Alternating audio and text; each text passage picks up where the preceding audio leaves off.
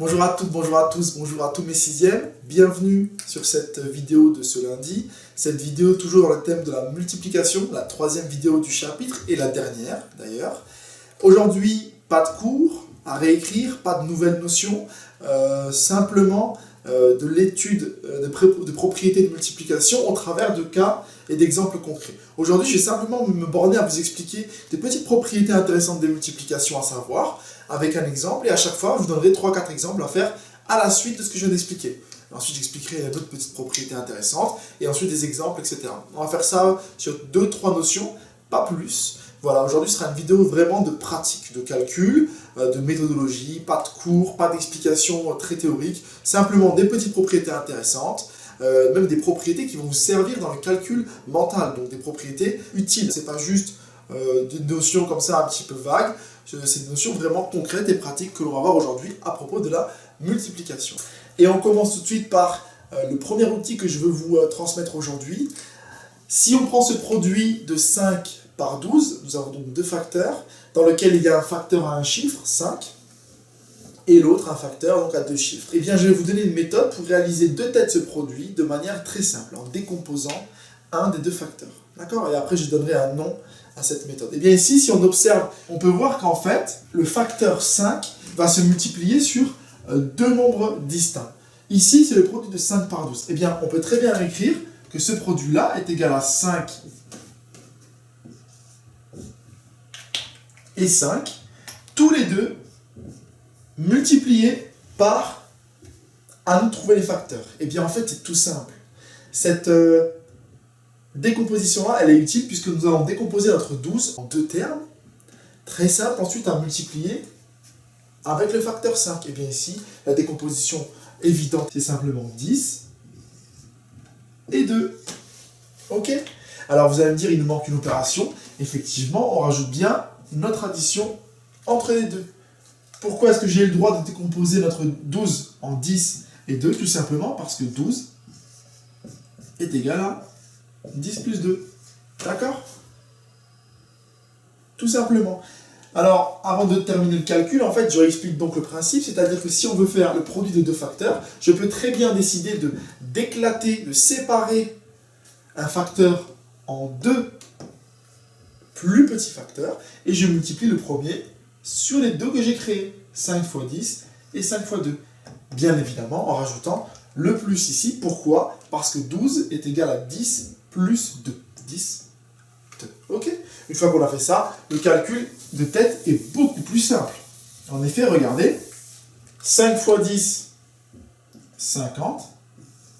Calcul très facile à faire de tête. Et 5 fois 2, 10. Ce qui nous donne un résultat final de 60. D'accord? Alors je sais, derrière votre écran, certains se disent, mais monsieur, pas besoin pour moi de décomposer mon 12 en 10 plus 2, 5 fois 12 égale 60, je savais le faire déjà. Bien sûr, cette technique, je la présente sur un exemple simple.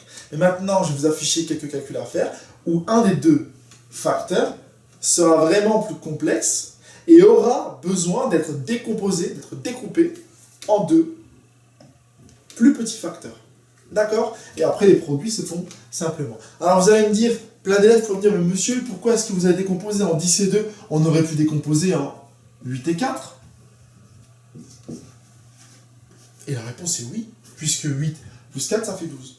On aurait pu aussi décomposer en 3 et 9, monsieur. La réponse est encore oui.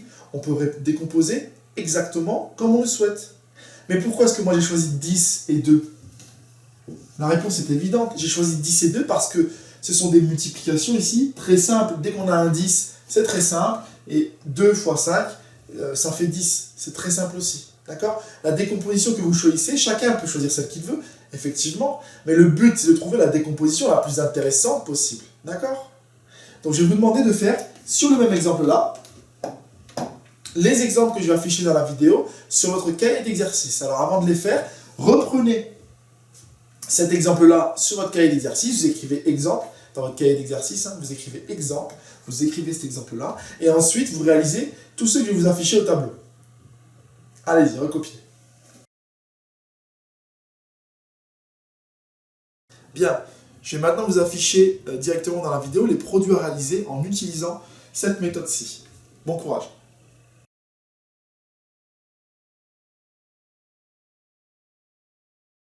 Bien, je vais vous proposer la correction du premier exemple, du premier produit que vous avez dû réaliser dans cette série de produits que je vous ai proposé, et ensuite le reste, je l'afficherai directement dans la vidéo. Alors si je prends le produit de 6 par 15, pardon, et bien ce produit de tête, pas tout le monde n'est capable, n'est en mesure de le faire, donc je vais ici décomposer un des deux facteurs. Alors, j'ai mis en rouge le facteur que j'ai choisi de décomposer, 15. Pourquoi? Tout simplement parce que celui-ci, c'est un facteur donc plus petit que 10. En général, on décompose plutôt les facteurs au-dessus de 10, donc des facteurs à 2 chiffres. Maintenant, ou 3 chiffres, etc. Maintenant, si vous avez ici 6 fois 10, 6 fois 100, 6 fois 10 000, s'il y a des produits évidents et simples, ne commencez pas à vouloir tout décomposer parce que je l'ai montré dans l'exemple. Il faut le faire de manière intelligente. Il y a des produits où on n'a pas besoin de décomposer, on peut le faire immédiatement, très rapidement, puisque ce sont des produits simples. Ici, le cas là, c'est un produit pas très compliqué, mais pas forcément tout le monde est en mesure de le faire de tête. Alors là, la décomposition, le fait de couper 15 en deux nombres, en deux facteurs du coup un peu plus petits, c'est intéressant dans ce cas-là. Alors ici, je vais donc répéter donc, le facteur 6, et ensuite on décompose notre facteur 15 en deux petits facteurs, 10 et 5, puisque 10 plus 5, cela fait 15. Allons-y, 6 fois 10, ça fait 60. 6 fois 5, ça fait 30. Vous voyez que les produits sont beaucoup plus simples à réaliser que celui-ci de base, d'accord? C'est vraiment ça le but. Hein. Le but de décomposer comme ça 15 en 10 plus 5, ça permet de réaliser des produits beaucoup plus évidents. 60 plus 30, ce qui fait 90. Voici donc le produit de 6 par 15. Alors, je ne l'ai pas dit tout à l'heure dans l'explication. Comment s'appelle ce procédé ici de décomposer 15 en 10 plus 5, et le fait ensuite de multiplier 6 par 10 et 6 par 5, c'est ce qu'on appelle en mathématiques le développement. En fait, l'idée derrière, c'est que le facteur 6 se développe, se multiplie, si vous voulez, avec les deux facteurs-là qui composent 15. Ça s'appelle le développement en mathématiques. Voilà, je vous affiche la fin de l'exercice corrigé directement dans la vidéo.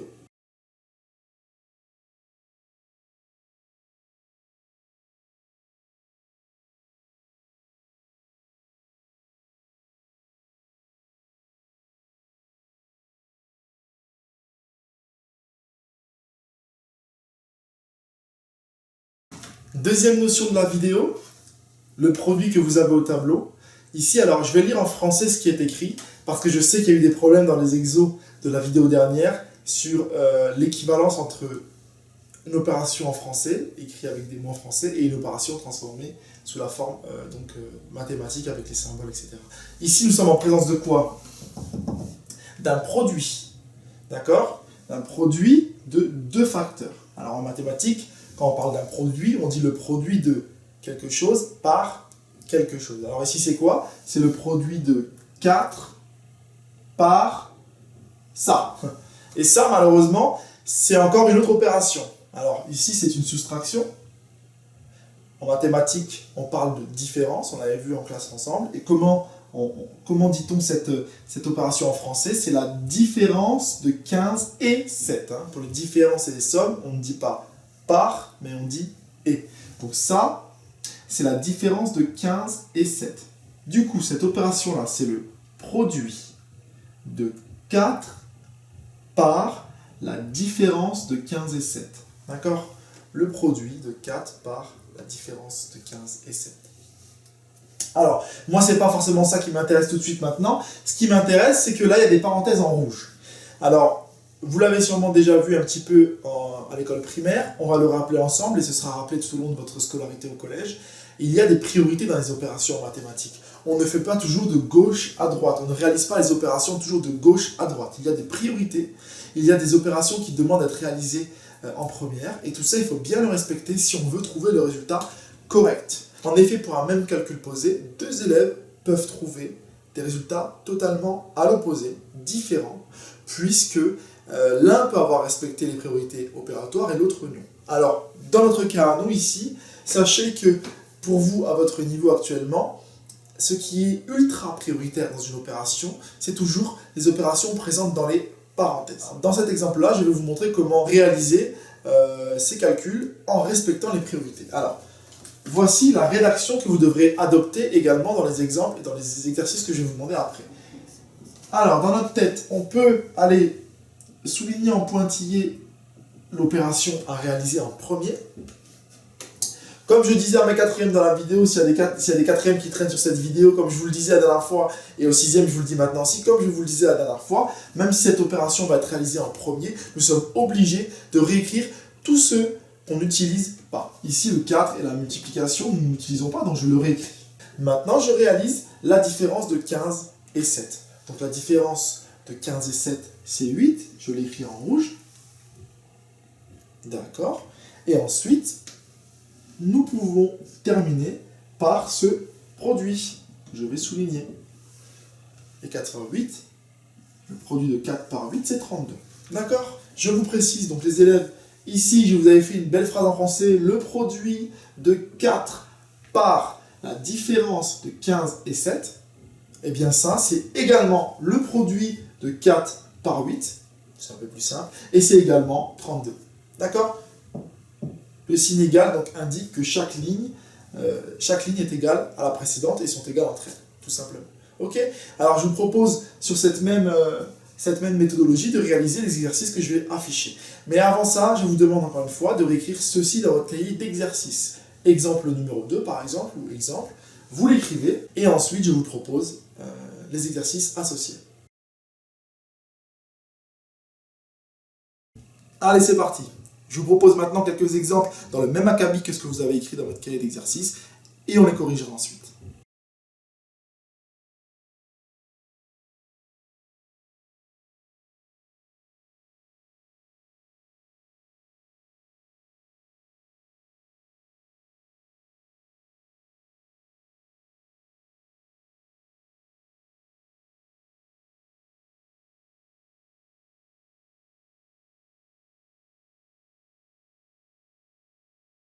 Dernière partie de la vidéo, imaginons que je veux réaliser ce produit.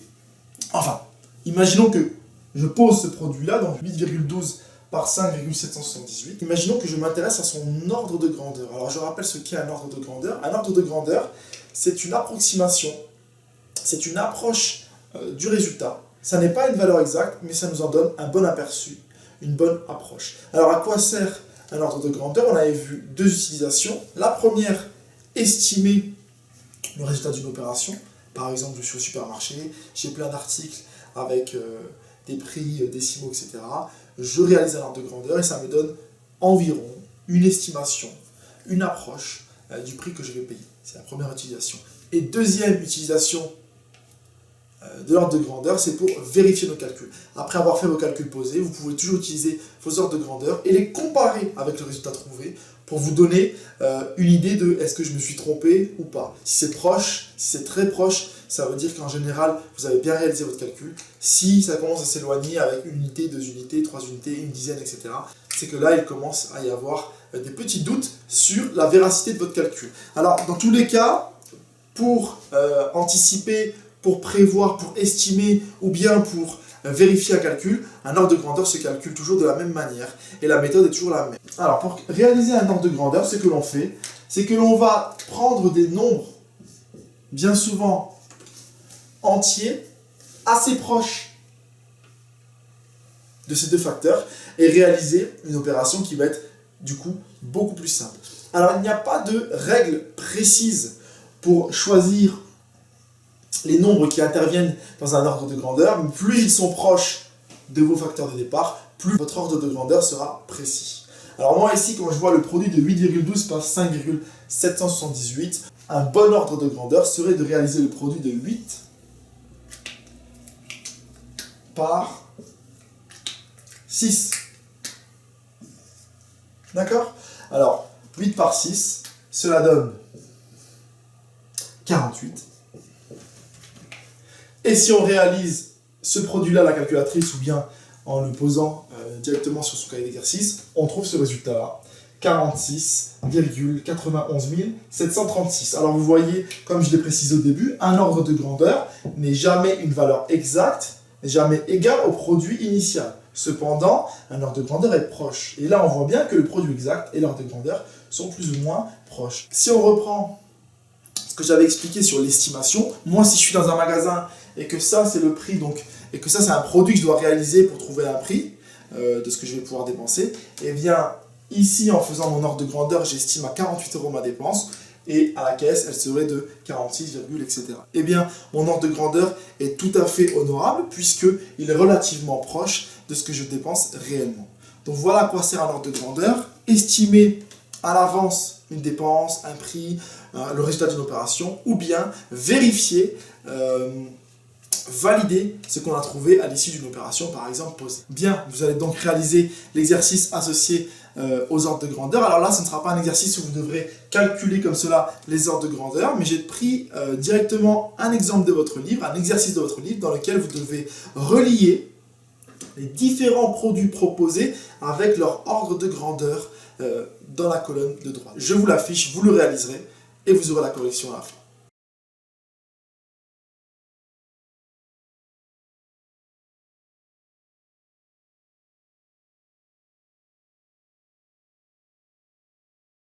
La vidéo d'aujourd'hui est finie.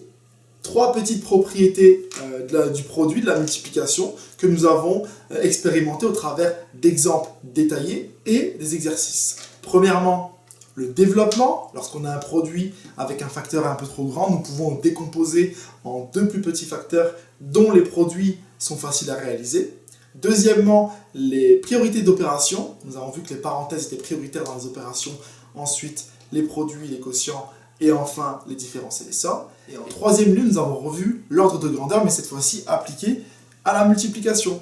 Voilà, je vous invite à reprendre cette vidéo demain, si vous avez encore envie de fixer certaines notions qui vous semblent floues. Si vous ne comprenez pas également ce que vous travaillez, n'hésitez pas à mettre un commentaire sous la vidéo ou bien à envoyer un mail à l'adresse donnée en description.